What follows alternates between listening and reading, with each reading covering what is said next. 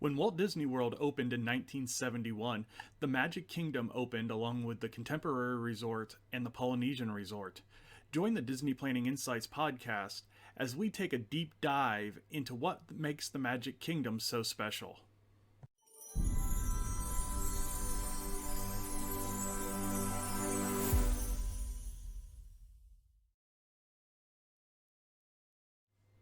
Welcome to the DPI podcast. I'm Matt. In today's episode, we're going to be going over the Magic Kingdom. This is going to be the first of our park series, and it's a follow-up to our area overview series where we looked at each park and the hotels that surrounded that area. The park series is going to really dig deep into each area of the park, highlighting all of the dining and attractions that are available. I'm going to bring on Peter with Princesses and the Mouse Disney Travel, and he's going to help me explain this area. Turn your Disney dream into a magical Disney vacation with Princesses and the Mouse Disney Travel. All right, now we have Peter with Princesses and the Mouse Travel. So Peter, why don't you give us a background on the Magic Kingdom? So as you kind of mentioned a little bit in the introduction, Matt, Magic Kingdom was the first of the parks built at Walt Disney World when the entire property opened in 1971. The only park you could go to was Magic Kingdom. And to this day, Magic Kingdom is the most populated park every day, almost doubling the attendance numbers of the other parks. The reason for that is because Magic Kingdom is still the flagship. When you think of Magic Kingdom, the first thing you think about is the castle sitting behind me. And in terms of the number of things to do, there is a huge amount of attractions and character meets and dining at the Magic Kingdom. And for that reason, it's the family park. It's where you want to go if you want to get the rides without a lot of height restrictions. And if you just want a sheer number of rides and things to do, Magic Kingdom is the park that you should go to. In terms of its structure, it's built in a hub and spoke design. So I'm actually sitting in the hub, and the hub is kind of a circle, and the lands branch out like spokes on a wheel heading to all the different lands from this central hub. Main Street USA, Frontierland, Adventureland, Liberty Square, Fantasyland, and Tomorrowland are all the different areas that Matt and I are going to talk about throughout the course of explaining Magic Kingdom. So Magic Kingdom is definitely the place that still kind of holds the distinction of being the most popular park at Walt Disney World. So Matt, why don't you go ahead and talk us into arriving at the Magic Kingdom? Yeah, and I think I'm going to take the monorail from the Ticket and Transportation Center. Ladies and gentlemen, this is our final boarding call and the doors will be closing soon.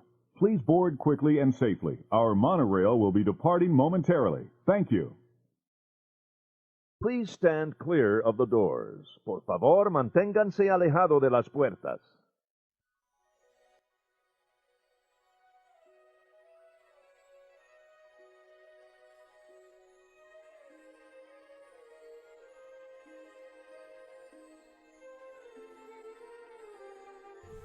Well, I think I missed my stop, but as you guys can see, this is a great video showing the entrance of the Magic Kingdom. The Magic Kingdom is an enormous entrance because it's got the most modes of transportation coming into one area. Not only do you have the monorail, not only from the Ticket and Transportation Center, but from the 3 resorts that border the Seven Seas Lagoon. You also have the bus system, the ferry boat system, the boat system from those 3 resorts, plus Wilderness Lodge, Fort Wilderness, and coming soon, Reflections. And you have walking trails from the Contemporary and the one that they're building from the Grand Floridian. So you have a ton of people coming into this area. So it has to be a really, really big area. As far as security, if you're coming in from the Ticket and Transportation Center, you're going through security there. If you're coming in through the buses, your security is going to be over here by where that AED logo is. It's going to be right here to the right of the entrance. If you're coming in from the walking path from the Contemporary, it's going to be out there just past the crosswalk as you get into the property for Magic Kingdom. I don't know where it's going to be for the Grand Floridian yet, but I would imagine it's going to be on that walking path as well. So as you come into the entrance, you're going to be greeted with the Main Street train station, and this is going to be the first iconic building that you come to. The Main Street train station is there at number 1, and there's a couple of things at that train station that you want to know. To the right of the train station is where you can get your wheelchair and scooter rentals for the park that day. Under the train station is where you pick up your strollers. So if you have any of those items rented and you're picking them up at the park, those are going to be where you pick those items up. If you're not picking up any of those items, take some time and get that photograph right there in front of the train station. It's going to be that first iconic photograph at Magic Kingdom. Once we go under the train station, we get into what's called the Town Square area. So I'm going to move over to Peter and have Peter talk about Town Square. So Peter, why don't you take away Town Square for us? Okay, so as Matt mentioned, he gets us kind of into the park. We see the train station, we have these things, and then what you're going to do after you probably pause, if it's your first time at Disney, you're probably going to pause for a nice photo there, but you're going to head under the tunnels, and you're either going to go this way or this way. Doesn't really necessarily matter which direction you go, but you're going to head underneath the train tracks through a little tunnel area, and that's going to bring you out into Town Square. Town Square is this area of Main Street, USA right here. And just a couple of things to note about Town Square for you, just so you know. If you need guest services, or if you buy something at a shop and need to pick it up on your way out of the park, that's going to happen right here at 2 and 12. So if you have guest needs, or maybe you need something for an individual in your party who has special needs or special services, you're going to want to do that right here at Town Hall. If you save your parcel for later, you're going to do that right here at number 12. Okay, so a couple of guest service things for you once you're in the park. There will be other guest services throughout the park, but this is the main one. And then in terms of things to do, over here at number 5 is a really great character spot to meet Mickey and Minnie Mouse, at least Mickey Mouse, sometimes Minnie Mouse, as well as Tinkerbell. And Tinkerbell is a really, really cool character meet. If you've never done it, it's definitely worth the time, and it's over here at number 5. In addition to that, there's a restaurant up here in Town Square. Number 6 is Tony's Town Square Restaurant, featuring Italian food and iconic scenes from Lady and the Tramp. It's not a character dining, so it's often overlooked, but something that Tony's does have is it has a dining package where you can get reserved viewing for the parade, which is actually a huge benefit, because the parade is very difficult to get a good view for unless you're willing to sit down and stake out a spot, in many cases hours early. So Tony's Town Square has a parade viewing package where you can see the parade from this area right here. And there's only a couple hundred people in that whole area, not even 100 people in that whole area. And you get front row seating for the kiddos. You don't have to get there an hour and a half to 2 hours early. So it's a huge advantage and kind of an insider trick, which now I'm sharing with the world, unfortunately. So it might be more difficult to get that dining reservation from here now. Last thing about Town Square before I head it back over to Matt is right here, number 3. Number 3 is the Red Brick Firehouse. And the Red Firehouse is another one of those like Americana views that belongs in Main Street, USA. But housed inside of it is what I consider a hidden gem of Magic Kingdom. It is the location where you start Sorcerers of the Magic Kingdom. Sorcerers of the Magic Kingdom is a card-based game where you get to interact with portals throughout the Magic Kingdom. And the premise is that villains are trying to take over the Magic Kingdom by stealing power crystals. And your job is to use your cards, which feature Disney characters on them, to help thwart those villains and save the Magic Kingdom. And you're enlisted by Merlin from Sword in the Stone to do so. If you have more or want to know more about Sorcerers of Magic Kingdom, I encourage you to look at our special podcast strictly on the Sorcerers of Magic Kingdom, where I explain more about what the cards are and where the portals are located and what you'd want to do. But Sorcerers of Magic Kingdom, especially on those busy days, or once you've kind of seen it all, done it all, this is your second, third, fourth trip, take some time to go do Sorcerer of the Magic Kingdom. It's a lot of fun. It fills in those gaps, and it keeps your kids excited and wanting to do things. Plus, collecting the cards is super fun. So that's the town square area. And then Matt, you're going to head us up Main Street USA and explain kind of what to expect and what you're going to see there. Yeah, so as you go up Main Street USA, this is going to be your main retail center for the Magic Kingdom. On the left side of the street, you've got the collection of the Emporium shops, and it basically will go from the number 13 all the way up the side of the street to the number 8. It is the huge collection of your Disney-themed merchandise. So think about going to the Disney store times 10. That's what you're going to find at the Emporium. You're going to find everything there. On the right side of the street is more of your boutique shops. So you've got a glass blowing shop, you've got an art collection shop, you've got a bag shop, you've got the Disney bakery. You've got a lot of niche shops over there that you can get specialty items and specialty treats. As you work your way up to number 7, that is going to be the Starbucks on Main Street USA. And that is the place where you can pick up your mango dragon fruit refresher, a couple of blueberry scones, and you can start your day if you're doing that snack breakfast. Also on Main Street USA, you're going to notice a bunch of FastPass photographers. And this is where you get that iconic castle shot. If you talk to anybody that goes to the Magic Kingdom, they'll be able to pull one up on their phone or show you one on their wall that's got that beautiful Cinderella castle behind them.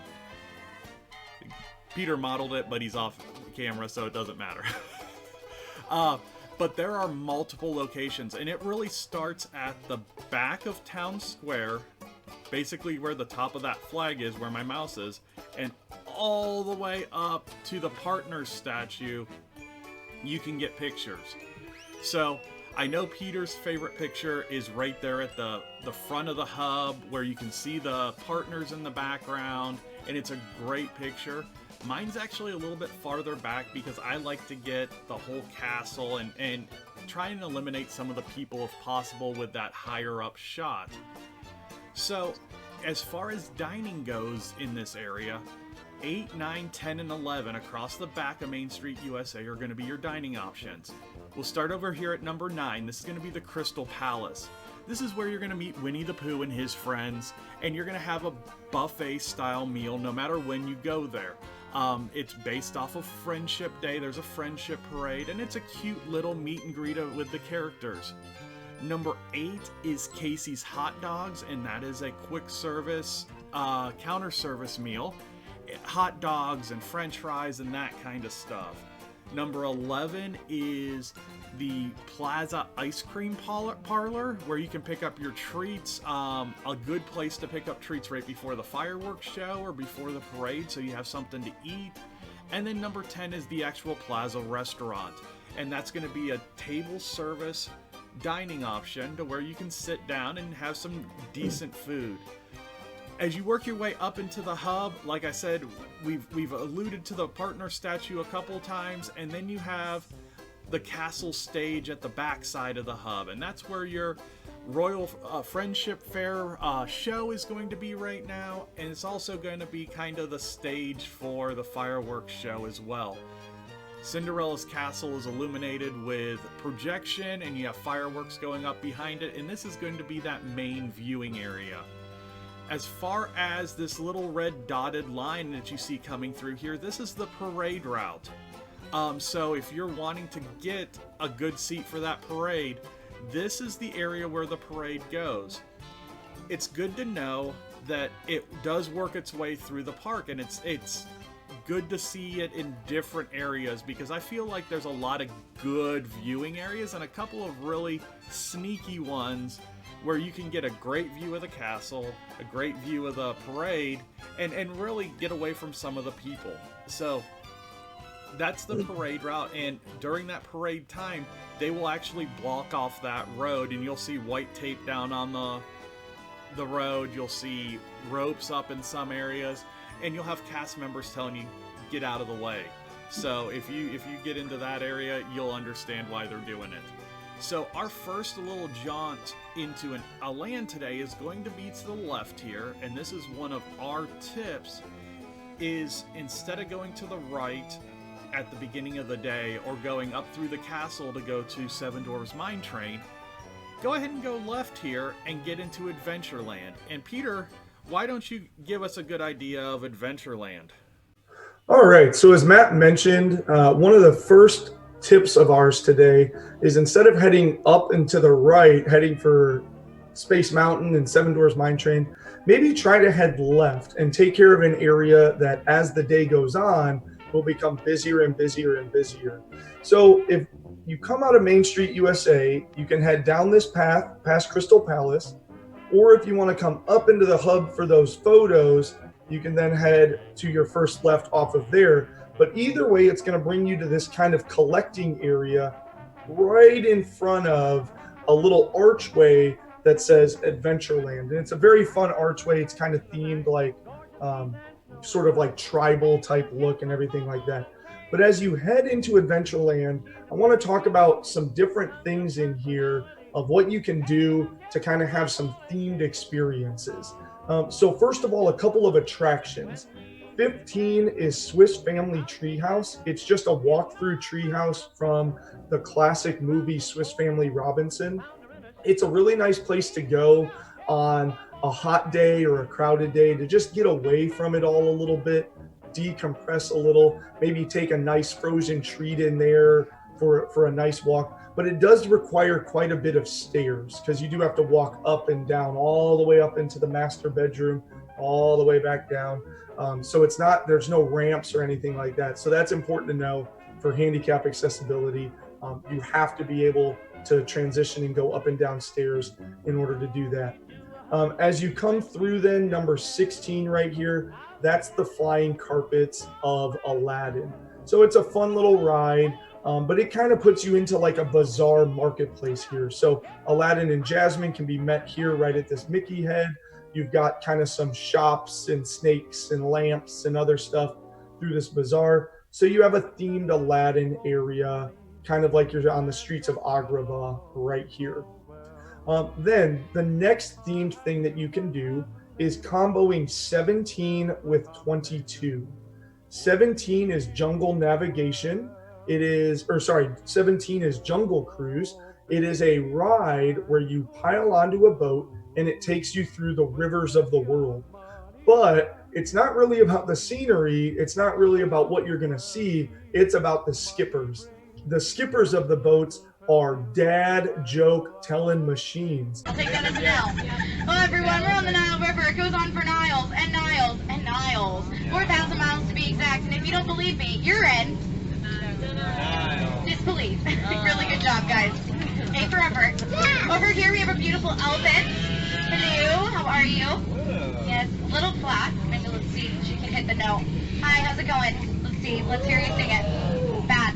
Okay, that's better. Great. So it's one of my favorite rides in Disney World, and it's something that when we go to Magic Kingdom, I have to force my family to get on, but I refuse to do a trip without it because it is just hilarious. The skippers have you laughing with all their dry humor and all their facial expressions. It is just an absolute hoot, and it is where you experience one of the natural wonders of the world, the backside of water. And as I said, you can make a kind of an immersive experience if you book a FastPass or plan to ride Jungle Cruise right around a time that you have a reservation for 22, which is Skipper Canteen Jungle Navigation. It's a restaurant, and the theming goes right into there. The premise there is that it is the restaurant for the Adventurers Club, and it's where the boat skippers come. So there's like a boat skippers mess hall, and then there's hidden parlors for the Adventurers Club that all themes together into it. And the waiters and waitresses there kind of keep up that dry humor, those funny jokes. So 17 and 22 can get bundled together. The next thing that you can kind of bundle together is 21, 23, and 18. 21 is Sunshine Tree Terrace. 23 is Aloha Isle. If you are looking for a nice, cool treat, look no further than 21 and 23. 21 has variety of soft served flavors, and they kind of change up their menu offerings for specialized frozen treats. And then 23 is Aloha Isle, which is where the iconic Dole Whip is housed. So that delicious pineapple citrusy soft serve from Dole, and you can put it in a float with pineapple juice. They'll vary it up and do swirls with vanilla or swirls with raspberry. And here's a tip for you. If you want to go with the float, which is where they put soft serve into pineapple juice, don't go all pineapple Dole Whip. Take the swirl, take the vanilla to give you a little creaminess. Otherwise, it is just citrus on top of more citrus. And I said you can kind of theme that with 18, because you can take these delicious frozen treats and go relax in a nice air-conditioned building. 18 is the Tiki Room. It is where the birds sing to you, and it is a classic hit. And something that often gets overlooked in the hustle and bustle of Disney is to just take a moment and to just enjoy the Tiki Room for all of its amazing display. The last theme thing that you can do is over here. 20, 19, and 24 all fit the same theming. So let's actually start with 20. 20 is often overlooked because it's just a small building off to the left right before you transition into the next land, and it is Pirate Adventure. And the way Pirate Adventure works is you can choose one of different treasure maps, and it will bring you into Adventureland and have you interact with the landscape.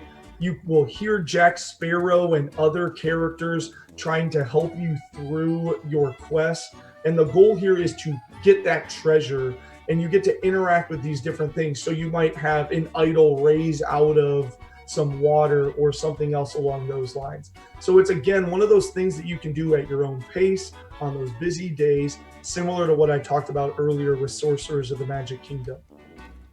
Speaking of Jack Sparrow, you're going to find him as a character meet kind of hidden off over here near this restroom icon. And the reason why Jack Sparrow is there is because number 19. Number 19 is Pirates of the Caribbean.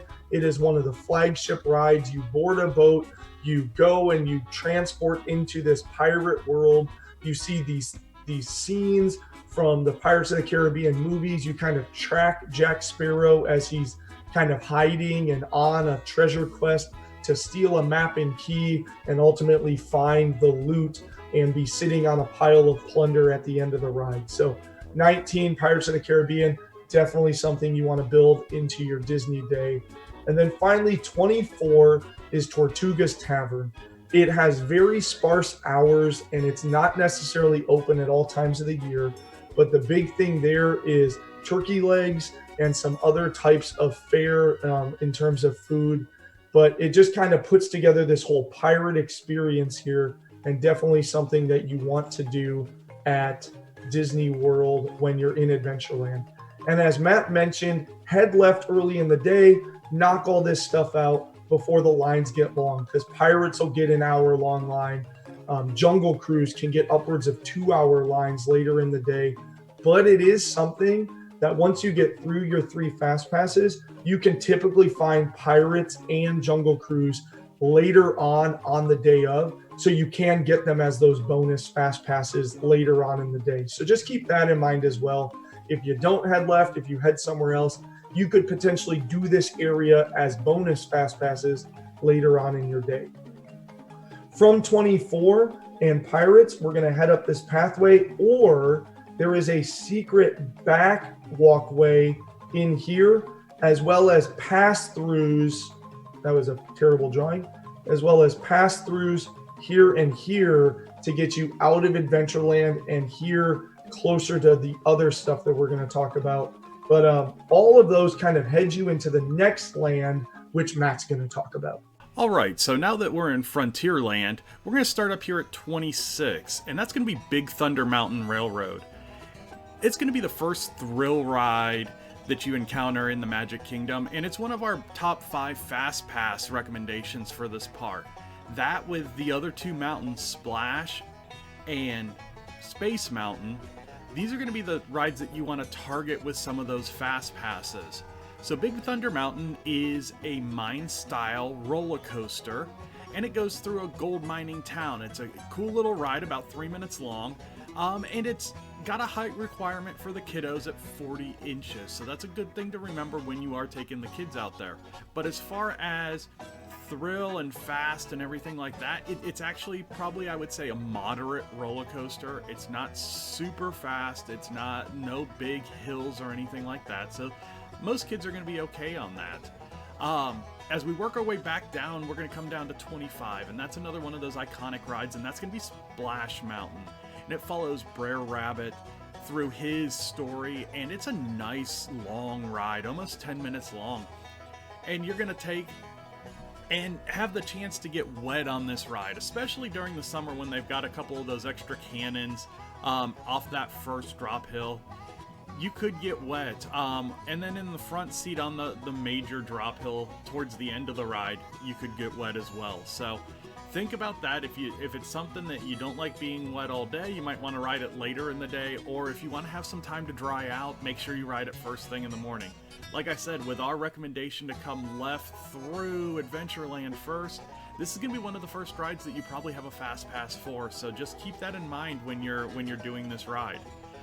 Number 27 is a neat little idea, and it's Tom Sawyer Island. You're going to take a raft from this little boat dock here over to the island, and it's got a lot of neat little hideaways and areas that you can explore on your own. And then there's a little restaurant that's open seasonally over here that has some good down-home cooking and just a neat little place to go. As you work your way back up towards the hub, you're going to come to Pecos Bills and to the Outpost Pin Trading store. This is one of the largest pin trading areas in Walt Disney World. So if you are a pin collector, this is going to be an area that you want to check out. You're also going to run into Country Bear Jamboree. It's one of our family's favorite things to do to get out of the sun. And then you have a FastPass area over here. So what these areas are going to be a bank of computer screens to where you can either update your FastPasses or add that 4th, 5th, 6th FastPass as you're working through your day. It's basically a workaround if you don't want to use the My Disney Experience app, or if your phone dies on you and you need to make some changes to your day FastPass wise. From there you see 37 and 36 are actually a different color.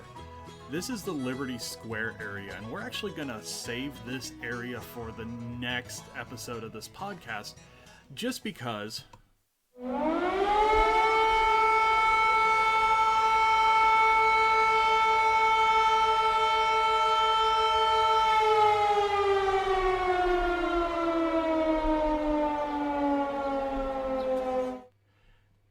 the pro tip: you're not going to do Magic Kingdom in one day. We usually talk to our clients about doing Magic Kingdom in a couple of days, their first trip, just so they can experience as much as possible without running back and forth between the areas. This is the quintessential park at Walt Disney World. So you want to take your time, especially if you're wanting to enjoy the fireworks, parades, shows, everything else that's going around this park. It's going to take you a lot of time to get through. And normally you're going to get through a couple of the lands, and that's going to be about it. So I'm going to bring Peter back on. So Peter, do you have anything to wrap up this episode? Well, like you just got done saying, and I think it's a really important pro tip, you cannot do Magic Kingdom in a day. You just simply can't.